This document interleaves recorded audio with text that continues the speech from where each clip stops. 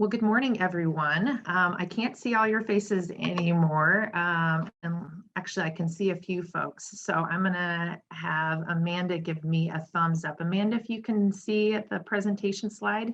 Perfect. Awesome. Well, welcome, everybody. My name is Shannon Wagner. I use she, her, hers pronouns, and I am the manager for student success in the Walter Scott Jr. College of Engineering. That is a long title. It just means that my position is one of the central positions in the College of Engineering, created to support student success and help students get from RAM orientation all the way to graduation. So I am fortunate that I really get to see students over the whole timeline of their time here at CSU, and I'm honored to be here with you all today. Part of the reason we're doing some webinars this summer is because of the virtual environment. We realize that there's a lot of information out on the website and all over the place about orientation and other topics related, such as math placement. And sometimes it's just nice to get into the nitty-gritty a little bit more and be able to get some additional details and ask your questions that you have. So that is why we're here. We also wanted an opportunity to connect with parents and family members. And when we've done face-to-face orientation, we've had the opportunity to do that. And we have less opportunities to do so in our virtual environment. So we wanted to create another touch point for family members and guests to reach out to us and get their questions answered as well. So without further ado, I'm going to go through our presentation, and then again, at the end, there'll be time for Q&A. So please make sure that you're jotting down your questions. You're also welcome to put them in the chat, and we'll get to those at the end. Happy to answer all of those questions. All right. I'm assuming that many of you have been on Zoom before, but if you have not, or if you're still relatively new, just a reminder again that this webinar is recorded today so that we can post it on our website and share the information with folks who might not have been able to attend live.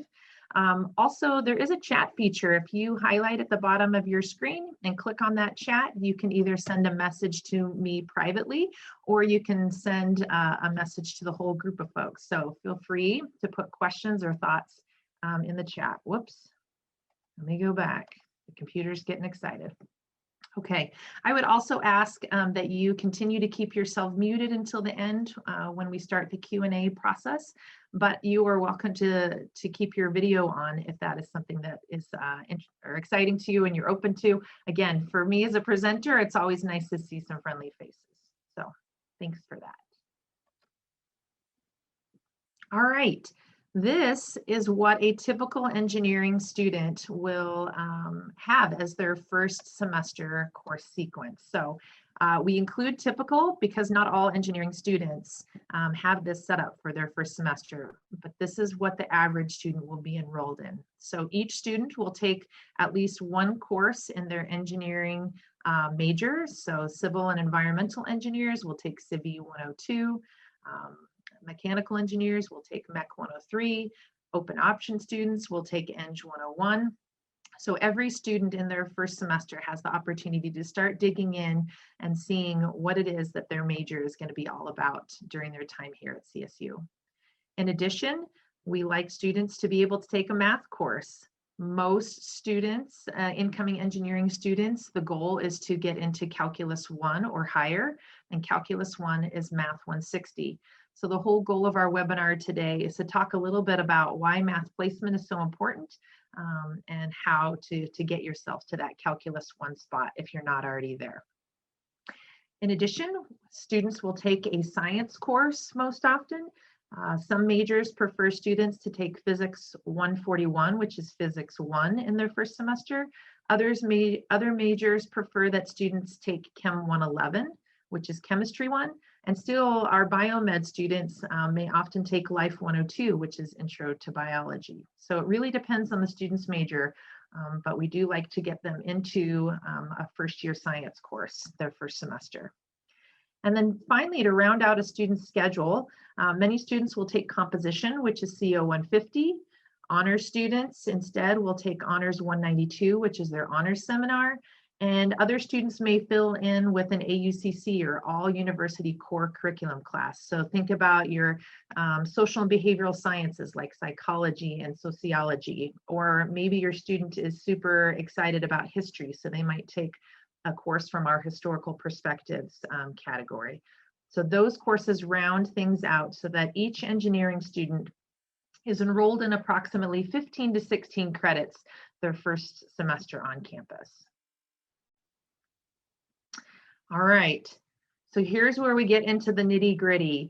As I shared, math placement is super important for engineering students. And I want to emphasize that not all engineering students start out in Calculus 1 their first semester, and that's okay. There's no race to the finish line. Everyone's going to get there, and we want to make sure that all of our students are in the math course that's appropriate to their skill level. And we recognize that different students are coming with different backgrounds. We've had first-year engineering students who have been in our pre-calculus sequence, which I'll talk about in a minute. And we've also had students who have already taken up through Calculus 3 and start off in differential equations, which is the highest level of math that engineering students need to take.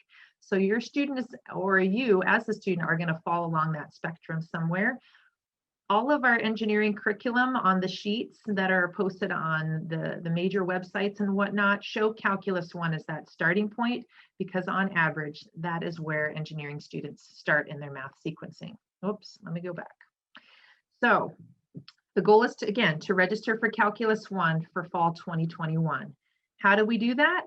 Every student, every engineering student needs to complete the math placement tool. And I'll share some links with you all in a little bit on how to find the math placement information and to access that tool. But know that no matter whether you took an AP or an IB class, you definitely need to complete the math placement tool. And I'll talk a little bit about why in just a minute.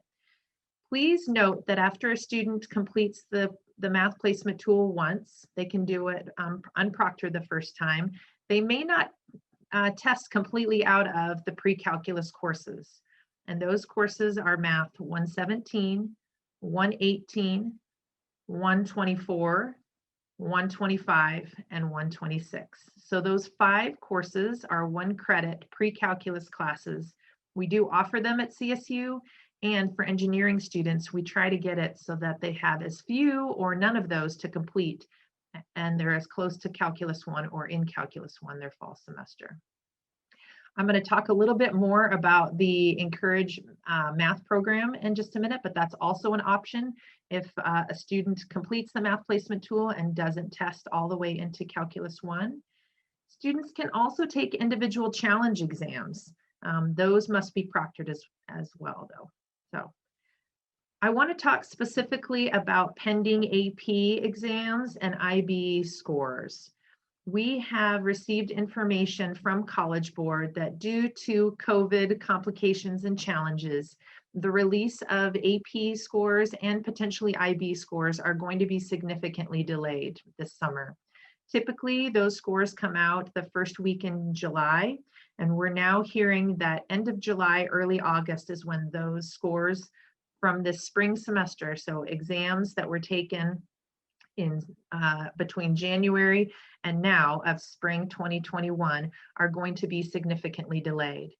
So if a student has taken a calculus AP exam this spring, we don't want them to wait until early August to register for math. And their science is also tied to that. And I'll get into that in just a little bit, the nitty gritty of that piece.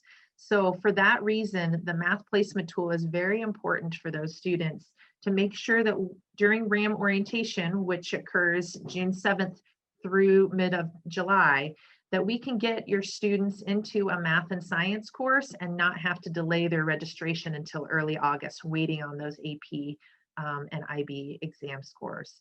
Know that once those scores are released, the advisor that your student is connected to in their major department will definitely work with students to update their fall schedules. But in the meantime, we want them to have a full schedule for financial aid and other reasons. So that's why the math placement is super important. We also recognize that students have maybe done dual enrollment credits. So maybe a student was enrolled in a college course through, for many of our local students, Front Range Community College or University of Colorado CU Succeed is a program that many students participate in. So they got high school credit for a class, but they also got college credit. And that's great. Those classes and transcripts should be available soon because the spring semester has just wrapped up, and we can utilize those college transcripts, not high school transcripts, but the college transcripts from Front Range or CU Boulder or wherever to help your students get into the correct classes that they need. So those official transcripts need to be sent directly from whatever college or university a student took a class through to CSU. However, your students can also use unofficial transcripts and email our orientation staff directly. And I'll share that email here in just a couple of minutes in the chat. They can also email us directly with unofficial scores so that we can get them into those classes while we wait for official scores to be received at CSU. All right, so I want to dig into math options a little bit more. I stress that the math placement tool is super important. Students can take that unproctored once. They can take it proctored a second time. So if you're a student and you've completed the math placement tool, but maybe you didn't review before you took the tool, or maybe you're like, oh, my orientation is in a week and I need to take it, and you take it in a hurry and you don't spend much time on it and you don't test as well as you think you would like to or could, you can study and review, and I'll show where you can find some review tools and take it a second time proctored from home through ProctorU. You must have a computer that has a webcam. And if you don't have access to a webcam at home, there are many local libraries or other locations within your community colleges, as an example, who you can contact for proctoring services, and they will work with you to get that set up. So that's an option, is to complete the math placement tool a second time. Your other option, and I'm going to let April pop in here to share some additional information, is to access and encourage, or to use our Encourage Math program. So this is a new program that we've set up this summer. There's going to be a virtual option as well as an in-person option. So April, I'm going to let you pop in and share some additional details that you'd like folks to know. And I will also share the website for this in the chat when we're done. Great, thank you, Shannon. So my name is April Undy. I use she, her pronouns, and I am really lucky that I get to be the coordinator for this new program called Encourage Engineering Math. This is a summer program. We have 2 one-week sessions, and it is an opportunity for those students who did not place into calculus to do a 1-week study program with other students. You get to meet other new incoming engineering students. You get to work with math and engineering faculty. And we will do a review. We'll have the pre-calculus tutorial as our tool, and we will be using other tools. We will have engineering speakers come in after lunch. So I really encourage you to come in and take a look at that website. Register if you took the test and you did not test into calculus. Come give this a shot. There's a couple of things that you get with the Encourage program that you wouldn't get without it, which is we will pay for the access to the pre-calculus tutorial. And at the end of that week, you will have another opportunity to take the math placement exam. So this is a really cool option that you won't get otherwise. If you take it and you weren't studying for it or whatever, you take it again proctored, you've used your 2 tries. That's it. If you do that and you join the Encourage program, you will get another opportunity to take the math placement exam, and you might be able to place out of some of those courses that you had tested into. Am I missing anything, Shannon? I'm running over the thoughts in my head. I'll be around to answer questions afterwards. The first one is in June, is virtual, and we have pretty much unlimited space in that. The second one in August is in-person and residential, and because of housing issues, we will be taking applications, but it's not a guarantee that we'll be able to fit every student who wants it. Thanks, guys. Thank you, April. I did just want to clarify, just for terminology, it's a math placement tool. So, but Thank you. yeah, Thank yeah. you. I know. We've changed some language over time. So it is a math placement tool. Let me go back. Perfect. So yes, Encourage is a great option. It's going to be more hands-on. I would have loved this as a student because I don't do well, especially with math, just all online, trying to manage it on my own. So this would have been a great program for me. And I think it's always nice to have a cohort of folks that you know that you're moving through some things with. So thanks, April.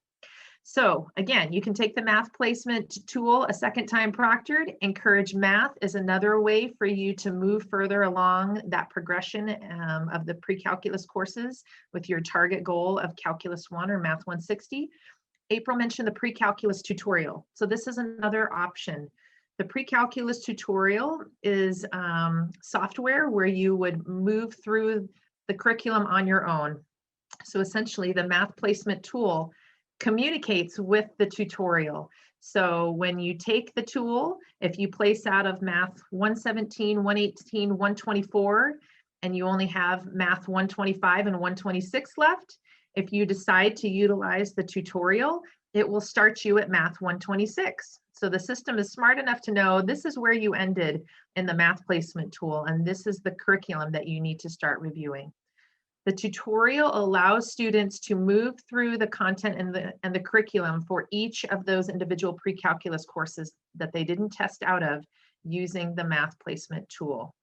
There is a cost. There's an exam that students must take proctored at the end of each of those individual course sections. So you would have to take an end exam for Math 124, an end exam for Math 125, etc.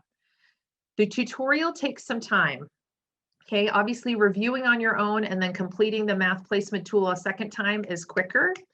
The tutorial I would recommend for folks who maybe have 1 to 2 sections that they need to complete, and they know that they really need a more in-depth review of that, and maybe they're not available to participate in the synchronous Encourage program. So that might be why the tutorial would be better for one student versus Encourage might be better for another student, okay? Finally, I did talk about math challenge exams. Students do have the opportunity to challenge a specific pre-calculus course that they're like, I should have tested out of this on the tool. I don't know why. I know this material. I want to challenge and take the challenge exam for Math 124 as an example. There is a fee per exam. The con or the drawback to the challenge exams is they must be proctored and they have to be proctored on campus. Comparatively, completing the math placement tool a second time proctored, students can use ProctorU and do that from home, a public library, a campus, community, etc. So that's some of the differences as far as proctoring for those. I did put the math placement website on here for additional questions, and I will again put that in the chat here in just a short bit. All right, so we can't talk about math without talking about science. And this is, again, one of the pivotal reasons why the math placement tool is so important, is because there are prerequisites. And a prerequisite is something that you need to take before you can take another course. So for example, for chemistry, Chem 111, which most of our engineering students, except for computer engineering students, need to take, you have to complete the math placement tool and test out of Math 118 or higher. Math 118 is a prerequisite for Chem 111.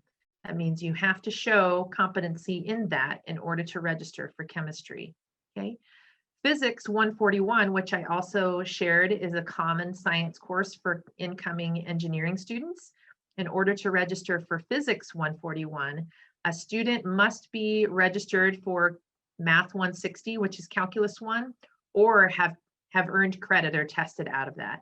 So again, you can see that science is very much linked to math on our campus and for engineering students. The goal for most students, again, in order to register for Chem 111, they have to complete the math placement tool, test out of Math 118, and complete Chem Prep. And again, I will put the link for Chem Prep in the chat in just a minute. I want to remind computer engineering students, you are exempt from Chem Prep, so you can erase this from your brain and pretend like I never talked about it. But for most engineering students, math placement tool and completion of all Chem Prep modules are super important before your RAM orientation date. I do want to share that Chem Prep, the scores are manually uploaded, and it can take up to 48 hours. So it's important to do these things and to work through these tools and assessments well in advance of your RAM orientation session and not wait until the day before, because chances are the scores will not be uploaded and it will be as though you've not completed them when you get to your orientation registration time period. Okay. This is our orientation website and also our email. And so I want to thank you all for joining us today. I'm going to stop the recording and then we will open it up for question and answer.